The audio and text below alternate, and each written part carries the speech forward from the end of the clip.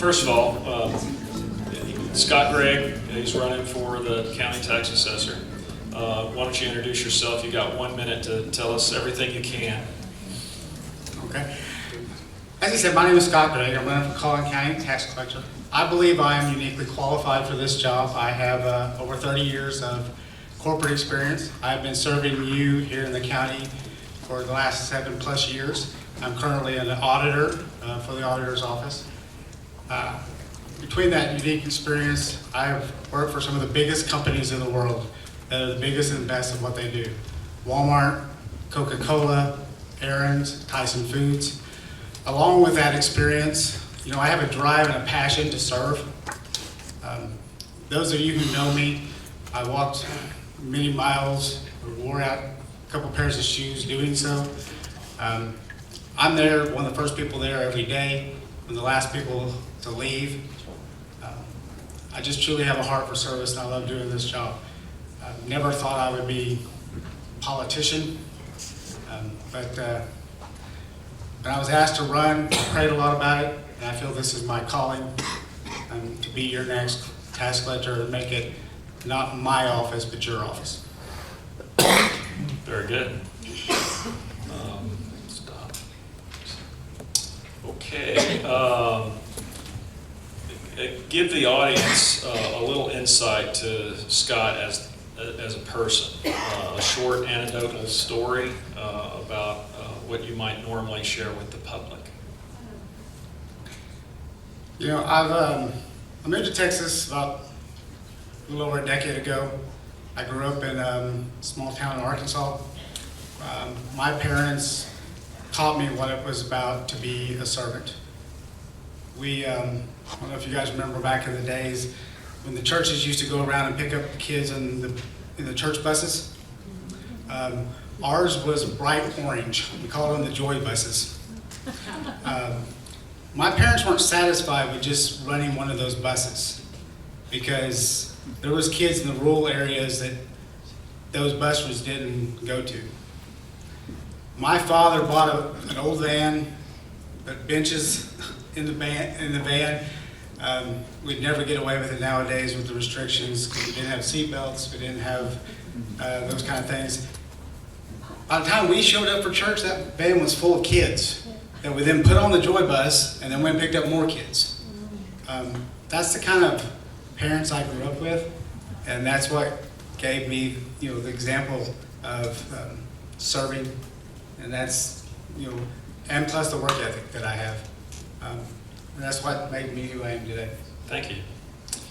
In what ways have you differentiated yourself from your opponent? Explain why you feel you're the most qualified candidate. Well, on top of my experience and education, I've always continued to try to learn. I'm a certified fraud examiner. I spent 2.5 years as a finance manager in the tax office. In those 2.5 years, I earned 3 certifications from the Tax Assessors Association here in the state of Texas as a property tax and motor vehicle tax specialist.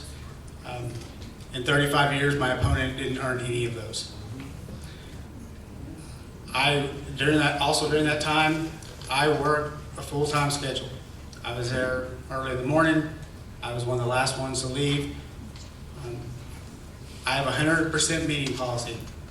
If you call my cell phone, unless there's somebody in front of me, a taxpayer or an official, I answer.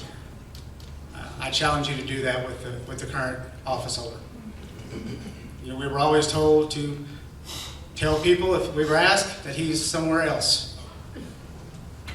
We didn't know where he was, but we were told to tell him he was in one of the other offices. We all knew that wasn't true. It's a paid position. I believe I need to earn your money. They're paying me to work, and that's what I'm going to do. Very good. We've all heard the term big tent in the Republican Party, and we are. We've got the full spectrum here from left of center to right of Reagan and libertarians. And please define where you think you fall in this spectrum. I consider myself conservative, especially on the fiscal side. I really watch my money. Someone asked me how conservative I was once, and I'm like, I drive an 03 pickup truck. I'll drive it till the wheels fall off, then I'll try to figure out how to put the wheels back on so I keep driving it. I'll take that same philosophy to the tax office. We have a $6.5 million operating budget in that office. And I understand on the grand scheme of the county budget, it's a drop in the bucket. But, I'm not gonna waste money on supplies we don't need, or staying in a hotel over in Frisco when I can sleep in my house. All things that I saw while I worked in that office, and it drove me nuts.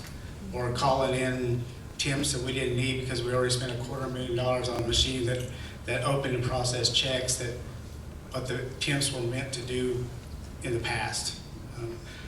So like I said, I take those conservative values and the honesty that I grew up with, and I'll use that to run this office. Thank you.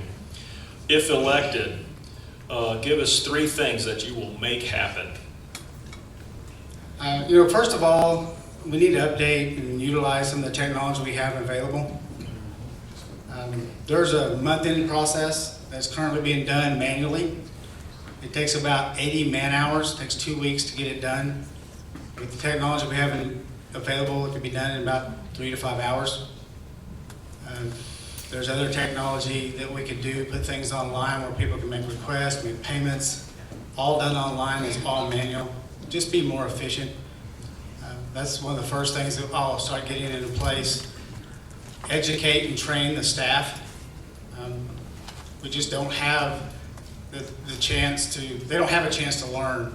There are seminars throughout the year, but the same 5 or 6 people get to go to those every year. That leaves the other 95 people that don't get training at all. I want to train them in real life skills. And the other thing is to start providing information to the public. We have no web presence. Where do you go to get information about the tax office? The tax office in Plano had a problem where it was closed for part of the day-to-day. People were out waiting in the rain. I would put that out there. Guys, our Plano office is shut down because of problems.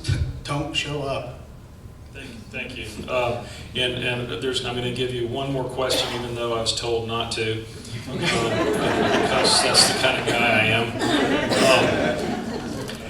But it's going to be a 10-second question. Okay? You got 10 seconds to answer it. If your opponent were sitting next to you, what question would you ask him? I think I would ask him, considering that you don't follow a lot of the laws that you're personally responsible for, how do you expect the taxpayers of Collin County to believe that you're following the laws within this office? Thank you. Little pause.